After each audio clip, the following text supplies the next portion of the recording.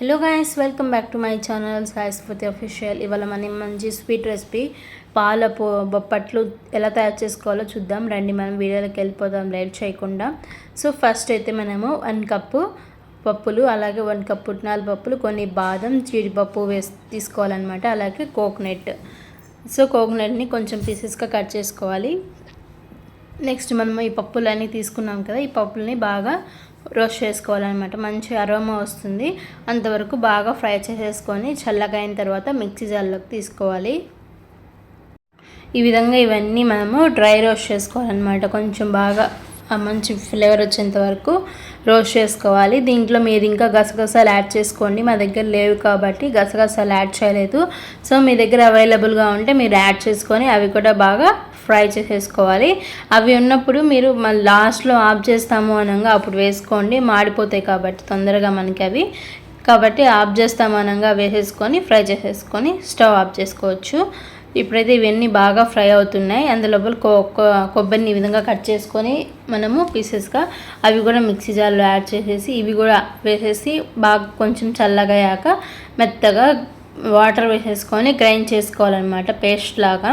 చాలా టేస్టీగా ఉంటుంది. మీలో ఎంతమంది ఈ రెసిపీని ట్రై చేస్తారు, అలాగే మీలో ఎంతమంది ఈ రెసిపీని ఏమేమి విధాలుగా పిలుస్తారో, కొన్ని సైడ్స్ కొన్నిగా పిలుస్తారు కదా, అలా మీరు కూడా చెప్పండి కామెంట్ సెక్షన్లో. ఈ విధంగా అయితే అవన్నీ ఇందులోకి మిక్సీ జార్లోకి యాడ్ చేసేసి వాటర్ వేసేసి మెత్తగా పేస్ట్ లాగా చేసేసుకోవాలి.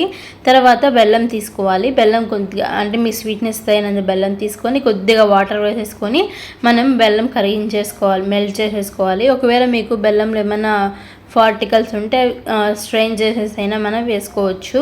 ఈ విధంగా అయితే పేస్ట్ అయితే ఈ విధంగా రెడీ అయిపోయింది కదా. ఈ పేస్ట్ని ఎత్తి మనము ఆ బెల్లం వాటర్లో వేసేసుకొని బాగా చిక్కగా వచ్చేంత వరకు మనం ఈ విధంగా మరిగించుకోవాలన్నమాట.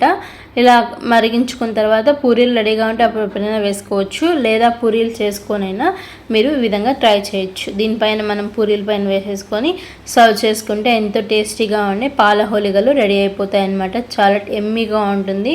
మీరు స్వీట్నెస్ చూసుకొని ఇప్పుడు ఇలా ఉడికేటప్పుడు కానీ మళ్ళీ ముందే స్వీట్నెస్ చూసుకొని మీరు బెల్లం అనేది యాడ్ చేసుకోవాల్సి ఉంటుంది. చాలా టేస్టీగా ఎమ్మీగా ఉంది.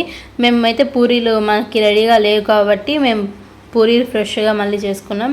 ఇక్కడ పూరీల కోసం నేనైతే గోధుమ పిండిని యూజ్ చేశాను. గోధుమ పిండి కలిపి పెట్టుకున్నాను, కాసేపు రెస్ట్ ఇచ్చేసి ఈ విధంగా అయితే రుద్దుకుంటున్నాం. పూరీలన్నీ ఈ విధంగా రుద్దుకునేసి మనము కొంచెం రెడ్గా క్రిస్పీగా కాల్చుకోవాలి. పూరీల్లో నార్మల్ పూరీలాగా పొంగకూడదు అనమాట. సో కొంచెం క్రిస్పీగా ఉంటే తినేటప్పుడు బాగుంటుంది. ఇలా క్రిస్పీగా పూరీలన్నిటిని మనము ఫ్రై చేసుకోవాలి. చాలా ఎమ్మీగా ఉందన్నమాట.